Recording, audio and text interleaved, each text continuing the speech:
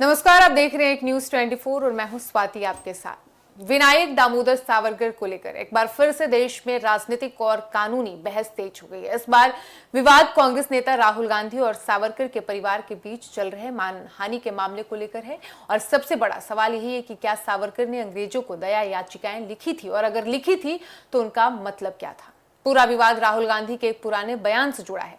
राहुल गांधी ने एक राजनीतिक सभा में कहा था कि सावरकर ने अंग्रेजों को कई बार दया याचिका लिखकर रिहाई मांगी थी। उन्होंने ये भी आरोप लगाया था कि सावरकर ने अंग्रेजों की हुकूमत से माफी मांगी थी। राहुल गांधी के इस बयान का भाजपा और सावरकर समर्थकों ने कड़ा विरोध जताया। इसी बयान के खिलाफ सावरकर के पोते सत्याकी सावरकर ने राहुल गांधी पर आपराधिक मानहानि का मुकदमा दर्ज कराया है और इस मामले की सुनवाई पुणे की अदालत में चल रही है। बीते बुधवार को सत्याकी सावरकर ने अदालत में अपना बयान दर्ज कराया और इस दौरान सत्याकी सावरकर ने अदालत में कहा कि सावरकर की रिहाई उनके द्वारा लिखी गई दया याचिकाओं की वजह से नहीं हुई थी। उनके मुताबिक 1937 में हुए राजनीतिक प्रयासों और बढ़ते जन दबाव के कारण सावरकर को नजरबंदी से आजादी मिली थी।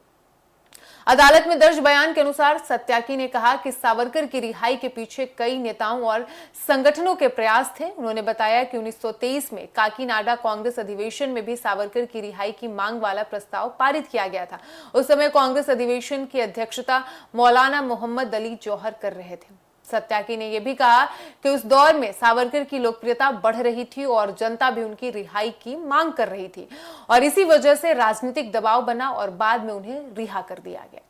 राहुल गांधी ने मार्च 2023 में लंदन में दिए एक भाषण में यह भी आरोप लगाया था कि सावरकर और उनके कुछ साथियों ने एक मुस्लिम व्यक्ति की पिटाई की थी और इस घटना का जिक्र खुद सावरकर ने अपने लेखन में किया था।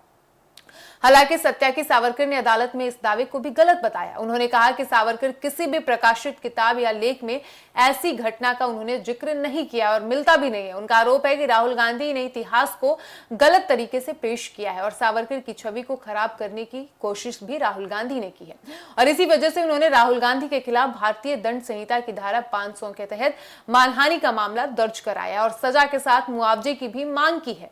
और आपको साथ ही बता दें कि सुनवाई के दौरान सत्याकी ने यह भी कहा कि सावरकर को 1911 में अंडमान की सेलुलर जेल भेजा गया था, जहां उन्होंने करीब 12 साल बिताए और इसके बाद 1924 में उन्हें भारत की एक जेल में लाया गया और फिर नजरबंद रखा गया और आखिरकार 1937 में उन्हें नजरबंदी से पूरी तरह रिहा कर दिया गया।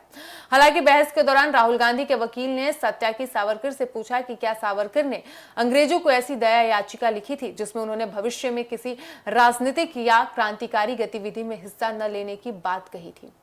इस सवाल पर उनके पोते ने साफ कहा कि वो इस बारे में निश्चित रूप से कुछ नहीं कह सकते। उन्होंने ये भी कहा कि वह ये दावा नहीं कर सकते कि 14 नवंबर 1913 की याचिका में सावरकर ने अंग्रेजों के प्रति वफादारी जताई थी या उनके साथ काम करने की इच्छा व्यक्त की थी। अब इस मामले की अगली सुनवाई 7 जुलाई को होगी। उस दिन राहुल गांधी की ओर से उनके वकील मिलिंद पवार सत्याकी सावरकर से आगे की बहस करेंगे और इस केस पर सभी की नजर फिलहाल बनी हुई है, क्योंकि यह मामला सिर्फ अदालत तक सीमित नहीं है बल्कि सावरकर के इतिहास और उनकी भूमिका को लेकर चल रही पुरानी बहस को फिर से चर्चा में ले आया है।